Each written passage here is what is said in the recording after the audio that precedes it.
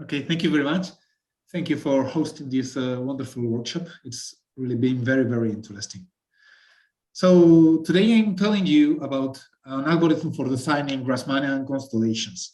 There will not be new theoretical results in this talk, although I will try to make some survey of some results which are known on Grassmannians. And this does not mean that we have no theoretical results. Indeed, we have quite a bunch of them, but I don't think there is time for everything in one talk. So today we'll only be telling you about this algorithm. But first, I want to dedicate some time to the motivation of this.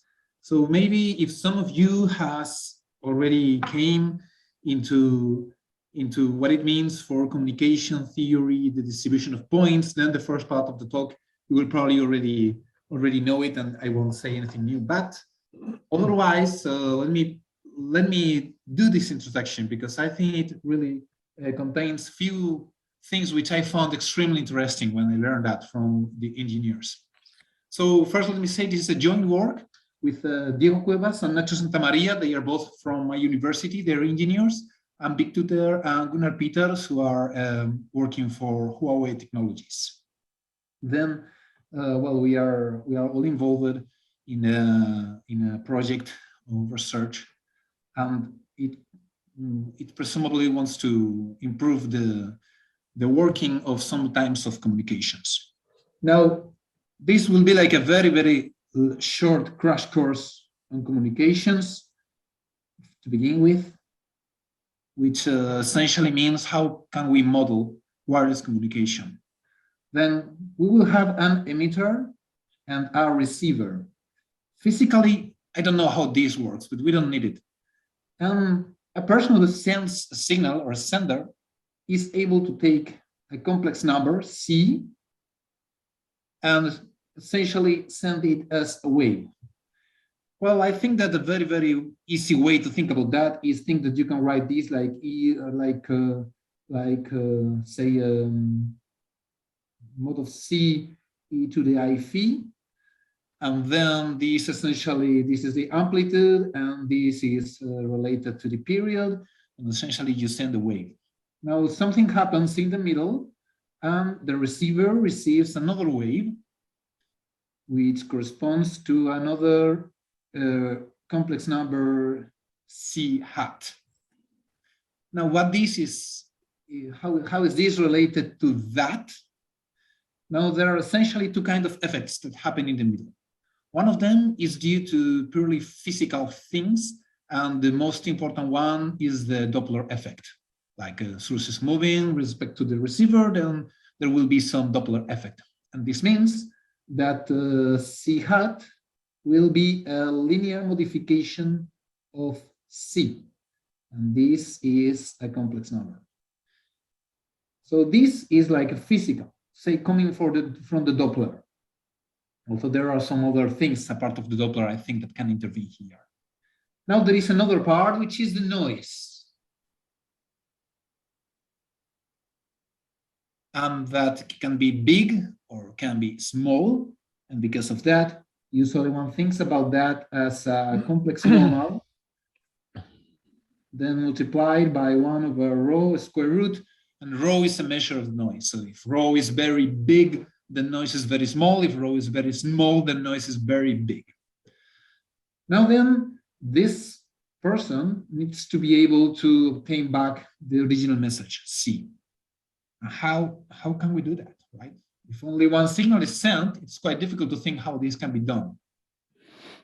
Now, happily for us, or happily for the communication of human being, there is something called the coherence time. The coherence time is a time where the physical conditions of the two observers don't change, or almost don't change, meaning that H is constant for some time.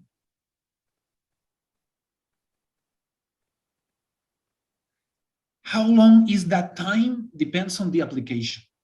In many common situations, we can think that that time is, for example, 0.1 seconds. For approximately 1/10 of a second, the conditions, physical movement of one particle with respect to the other is in many situations constant. Then what happens? How is it? Well, then it all amounts to how many complex numbers, that is how many waves, can these guys send in this time, okay? So how many times can we do that? How many times per second can we do this? So this is measured in bauds. And this can have many different values in real applications. It can go from 100 to 10 to the power of 5 in different situations. So for example, I think that many satellites do it in 10,000. 10,000 bauds means that a satellite in 1 second, it can send 10,000 complex numbers at a rate that can be identified by the receiver. Of course, so if this guy sends 10,000 per second, then this one must be able to read 10,000 per second. So since the coherence time is more or less like that, this means that in this time, from 10 to 10 to the 4, complex numbers can be sent. And a complex number is, in this terminology, called a symbol. So a symbol is a complex number. And why is this important? Why is this meaningful? I mean, we are saying that the complex number is modified in such a way that one could not recognize anything, right? But if the coherence time is there, then say that the sender sends C1 to CT, where T can go from 10 to 10 to the 4, depending on the application. And then the receiver will receive this and this.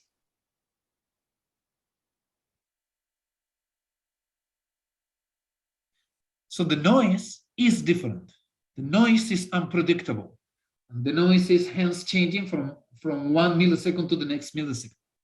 But the channel, the H is called the channel in this terminology. So the channel H is not varying. And this is the basis that makes communication possible. How do we recover? So let's call this is C, a vector.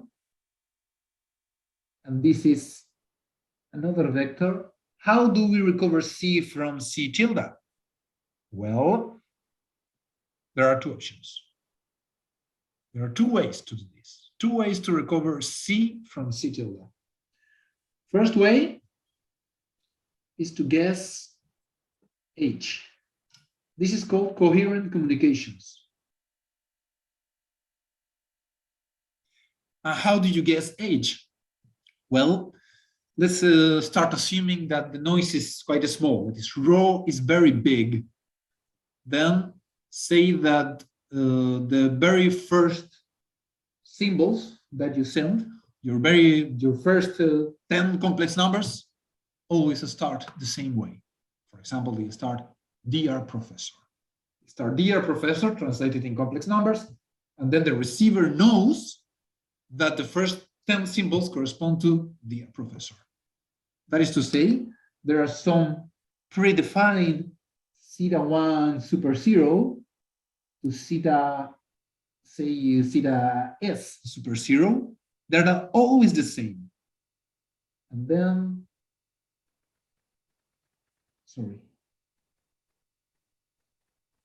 these ones, which are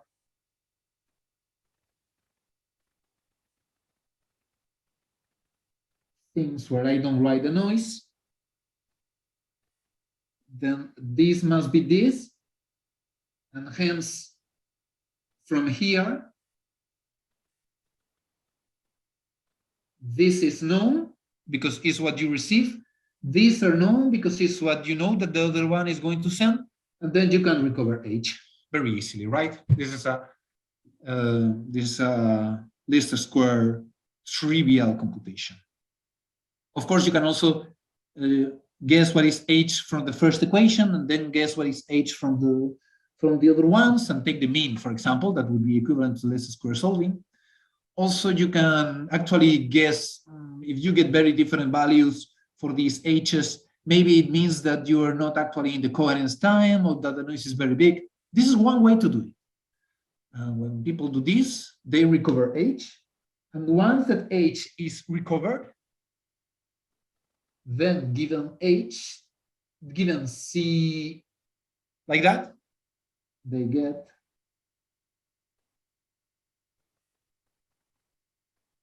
the original message, just dividing by known h the message that they get.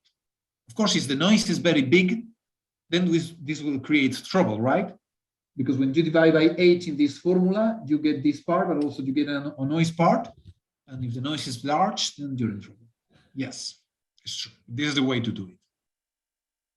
Now, it comes back to Shannon, the father of information theory, that the way to actually make this in a reasonable way is to choose some messages that are valid and some that are not.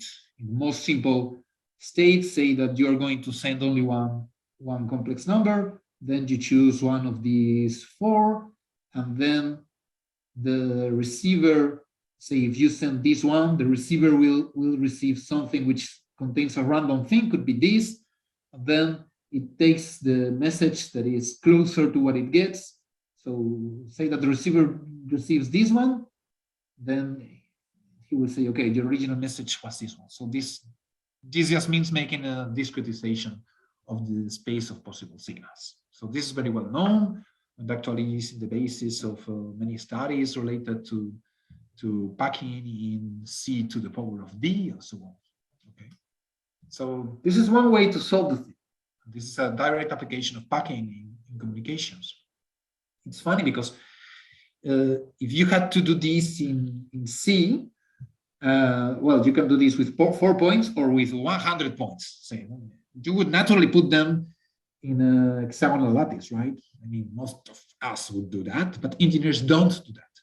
Engineers put it in a square lattice just because it is more simple to program and then and to recover things just by checking absolute values. Then this is convenient in some senses, right? But the thing is that they do need a discretization. So this is coherent communications. What I'm going to center from now on is in non-coherent communications. What does it mean, non-coherent communications? Well, it means that we don't know H.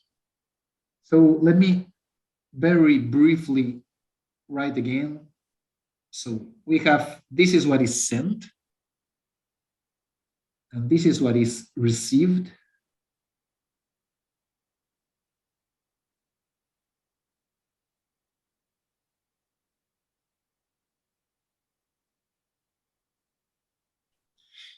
And then this, you can write it as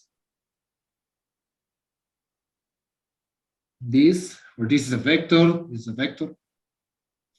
And then you can notice something. You can say, well, even if you don't know H, because of course we could dedicate the first few symbols to write a known message and recover H from there. But then we lose these symbols. Then we cannot use these symbols to send some meaningful information. So maybe there is another way to do it. Yes, there is. This other way to do it is called non-coherent communication.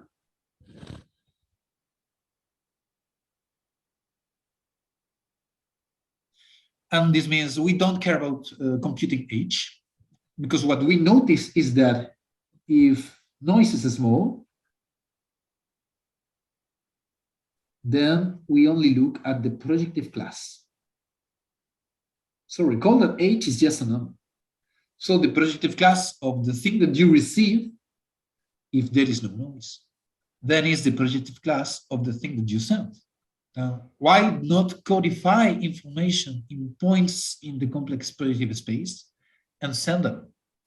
And then the person that will receive it will just recover the projective class. and depending on the projective class, we'll be recovering the information just sent. So that is called non-coherent communication. It's a well-established system. So now we don't have this situation anymore, where we just had to choose some points in the complex space. Now we do have the projective space, this one, and we need to choose, say, x1, say, k words in the projective space that when sent, they are not confused. Very often, at least. Now, if you think about that for a second, when I wrote this first part, right here, well, Shannon would not recommend you to change these 4 things to these 4 things, right? Why not? Because here, if you make just a bit of noise, then you will be confused. So you have to choose points as well separated as possible. And the principle stays exactly the same. You need to keep things as separated as possible.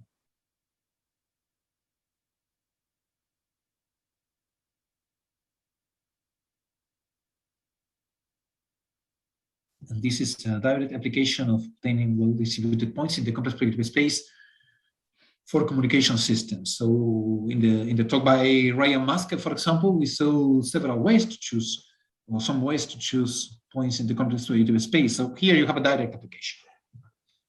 Points separated in the complex projective space are searched for communications. Now, let me go just a bit further. When I wrote this at the beginning, I wrote something like that. This is the sender and this is the receiver. But actually, this corresponds to something that in the real world is called, like, this guy has 1 antenna. And this other guy has 1 antenna. So I'm not sure if antenna actually means physical antenna, like you would call an antenna. Probably yes. Now, many devices have more than 1 antenna. Say that this can have 3, and then this one can have 2. So all this model that I wrote here remains almost the same. The only change is that the same that here this person could send a vector. Now this means that in this time slot, this person can send a matrix.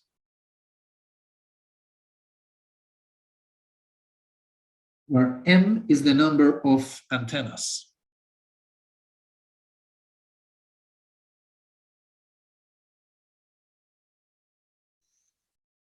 So this must be 1T, MT. And then what is received by the receiver? So again, we call this big C, which is now an element in this space, and the receiver receives this, where this is a matrix now, M times N, and this one has N antennas. So, well, this is quite similar to the previous case. I mean, this is how it is modeled when you have several antennas, which essentially means that you can send several complex numbers at exactly the same time. And how does Doppler effect work out when you do that? Well, it works like that. It works linearly on the columns of the matrix that you're sending. And then if we want to repeat the game, now here we have to choose some set of predefined valid words in the complex projective. And now I look at this and I say, okay, if this is C, this is what is this? This is C times H. H is usually regarded like a generic matrix. Then you can notice that the class of C in the Grassmannian is equal to the class of CH in the Grassmannian. Well, this is at least if M is equal to N. Okay, so I will use this as an intuitive explanation. So this is the situation. Now, when you think on communications with several antennas, what you are now doing is you have to choose in the Grassmannian. Here, you have to choose a number of words that are as separated as possible in order to make communication with the smallest number of errors possible. And well, this is the departing point where the engineers come into the mathematical problem. Now, separated must mean something, right? Because the Grassmannian has several metrics. I don't know if you ever work on that. Well, maybe I didn't say it, okay? But the Grassmannian is nothing but the set of subspaces of dimension m contained in C to the t. And usually one thinks about m smaller than t over 2. This is the standard regime for studying Grassmannians, because if you consider space, you can consider its complement, and then this stabilizes, this makes an isometry from the Grassmannian of, say, subspaces of large dimension to those of a small dimension. Hence, whenever you study subspaces, you only worry about the small dimensions, because you know that there is a simple dictionary to translate things into large dimensions. And this small or large means m or t minus m. So essentially, you can always just think of this region. This is with the log, with the loose of generality. Okay. So this is the mathematical, as separated as possible. Let me go exactly to what we mean by as separated as possible. Okay. So now, forgetting a bit about the, well, not forgetting, but just extracting the mathematical thing, we look for x1, xk. All of them are elements in the Grassmannian. And then we are going to choose one, say you choose x3. And this is the one you're going to send. You send it through the waves, and then something happens to the waves, and then something arrives there, and the other person will receive this. And then from here, if noise is 0, this element and this element are the same element in the Grassmannian, right? But noise is not 0, so this will not be in the set of predefined words. But you know that the message that was sent was one of the predefined words. So how do you know? How do you know which is the message, right? So this is a problem in random matrix theory. If you assume that this is normal 0, 1, and you assume that the noise is also normal 0 something, whatever, then which is the optimal detector? Namely, what is the optimal algorithm to choose the one that is most likely to be the original message, right?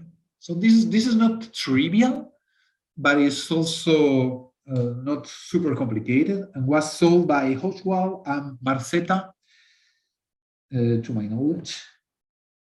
Let me write their names.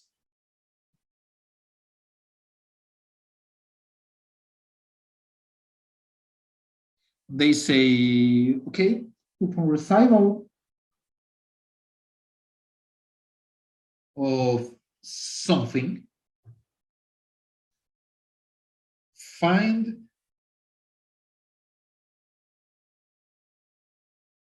the xi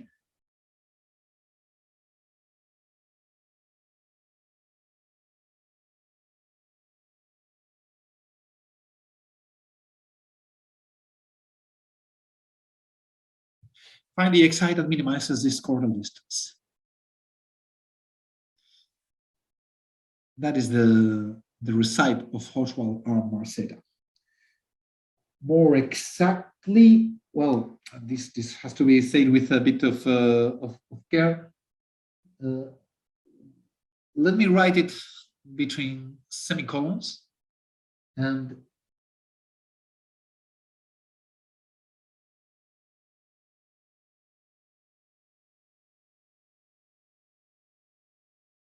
this is actually what has to be minimized, really. The trace of this thing. So the trace of this thing is something that you can look at. Well, this looks like just a function. If you assume that x tilde and xi are represented by Stiefel matrices, namely matrices all of whose columns are unitary, then this is equal to the chordal distance in the standard sense. So this is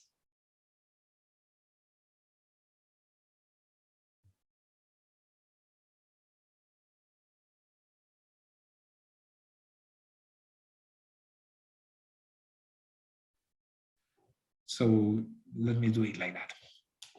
Okay. So, well, the thing is that we have a way to discriminate which is most likely the sent message. And but still, well, what distance should be chosen here is not fully clear. Now, happily enough, there exists a formula that is used and that is quite useful that says the following.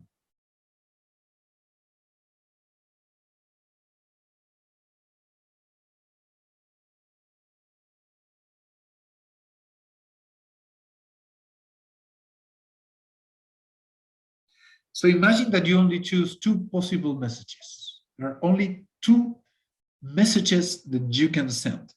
You choose you have the Grassmannian, and then you predefine, okay, either I send this message or I send the other.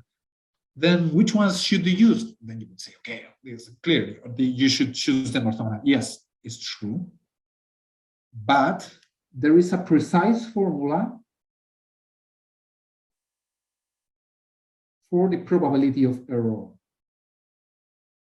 And the limit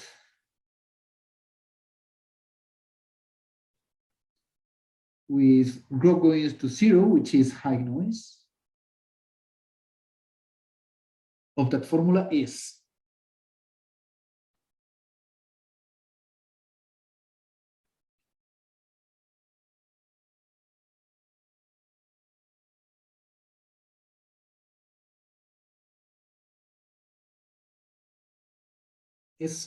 this thing here. So I'm saying, imagine that K2 only two possible messages, which are A and B. Then the limit of the error, I mean, when you have high noise, the error is something like that. Meaning that you should choose A and B such that their chordal distance is as large as possible. And if you get that, then you will be minimizing the errors that you can make. Sorry. So that is the reason why, for a long time, people have studied well, for a long time, at least for the last 15 years, engineers have been interested in studying sets of points in the Grassmannian that have a large chordal distance from one to the other. Different formulas for the chordal distance. So say that A and B are in the Grassmannian. Then the chordal distance from A to B can be written as several things. One of them is this.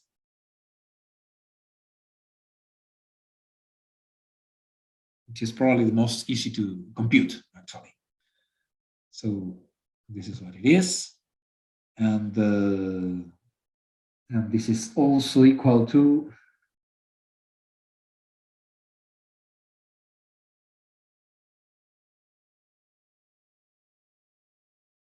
Frobenius norm of this thing divided by a square root of 2. And so, well, there is a mathematical problem. Now, well, time is running very fast. So I am only going to say, well, there's a lot of things about this program. And indeed, I'm not an expert in all the bibliography. But let me put some bounds for you. Some bounds, actually, I think that appeared in Dmitry Vilik's talk and also in Borodachev's talk, for at least for when you have a small number of points in the projective space. And some of them are these ones: the Welch-Rankin bound, the orthoplex bound, and the Levenstein bound. So the notation here will be very simple. You have x1, xk in the Grassmannian, and delta is the minimum distance.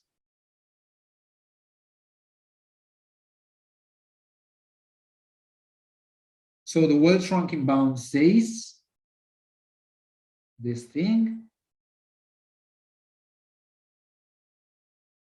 The orthoplex bound is this, and the Levenstein is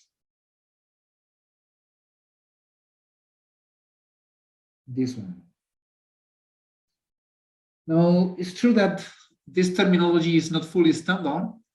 I am taking this from a paper by Jasper, King, and Mixon in the 19th, which is called Game of Sloans.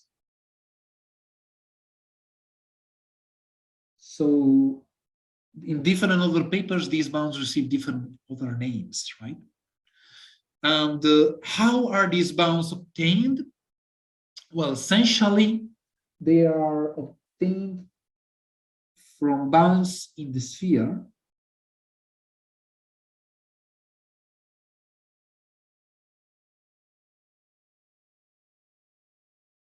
And how is that? Because from the Grassmannian to the sphere in C t times t, you sum x to x star. This is a well-defined mapping. It is actually almost an isometry because it's an isometry up to a factor of square root of 2. And the image of the Grassmannian is contained in a subspace of this thing. So essentially, if you choose a set of points here, which have several distance, some distance, then this corresponds to some points in a sphere contained in this other sphere that satisfy the same distance bound. And then the distance bounds from the sphere translate into distance bounds there. Now, these are only precise for small values of k, number of points. When you have a lot of points, these bounds stop being precise. And then you have to rely on other bounds, sometimes called Gilbert-Barshemov and Hamming bounds, which come from simple metric arguments. The metric arguments are those in the sphere, like, well, you cannot have too many balls because if you know the volume of a ball and you have too many of them, then if they don't intersect each other, the volume of the union is the sum of the volumes, and this is bigger than the volume of the sphere, right? That is a useful argument to give a trivial bound unpacking on the sphere. You can also do that in the Grassmannian. It's quite more complicated, of course, essentially because the volume of a ball in the Grassmannian is quite more complicated to compute. But this has been done, at least for say, big K, which means for a small distance, by Liu and Ryder, because they say that the volume of a ball for the chordal distance is more or less delta square root of m to the power dimension of the manifolds. So this gives essentially that the minimum distance is at most a constant times 1 over k to 1 over the dimension of the manifold. That is what you would expect. So essentially, these are the bounds which are known for the chordal distance in the Grassmannian. It's not much. I mean, it's not much. Not much. I think that there is room for research in theoretical bounds like that. Now, well, engineers are interested in bounds, but they are more interested in algorithms that actually compute things. Let me see how many time I have. Oh, I'm almost finishing. Okay. So I will say that there have been several approaches to design points like that, and unfortunately, I have almost no time to tell you about our approach. But I will say just that it is a Riemannian optimization approach. What this means, well, essentially what we do is that we start from a random set of points in the Grassmannian, and then for each of them, we localize the one that has smaller distance. Then we compute the gradient in the Grassmannian, looking at it as a quotient manifold, and we get far away from the closest neighbor for a quantity. So we do use some engineering of parameters and things like that, which is useful in algorithmic theory. And actually, we are quite happy because with this more or less simple method, we are able to improve the previously known bounds in many, many situations. Indeed, let me finish my talk by stop sharing this and sharing another thing if I find how to do it.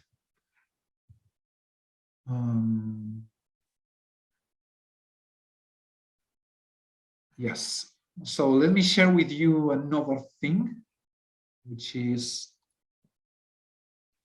this thing. So in this page of the game of the Sloans, you can find the best to the date found packings in the projective space. So the Grassmannians are not here.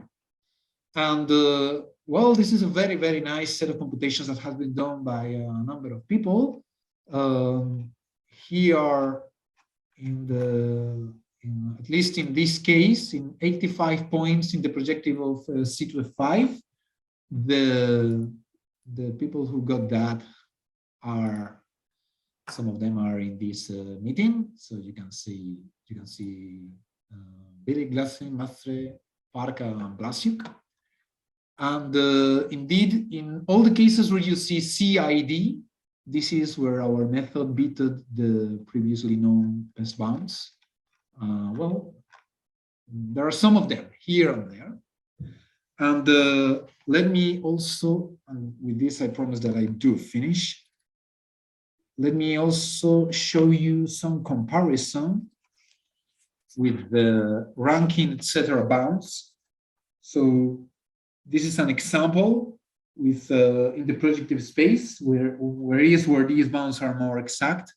So you see that the bounds are many times our computations do get extremely close to the bounds. Sometimes, of course, they don't, but we don't know up to which point these bounds are actually precise. So I hope that with all this, I kind of motivated the study of distributing point of the Grassmannians. Thank you very much for your attention.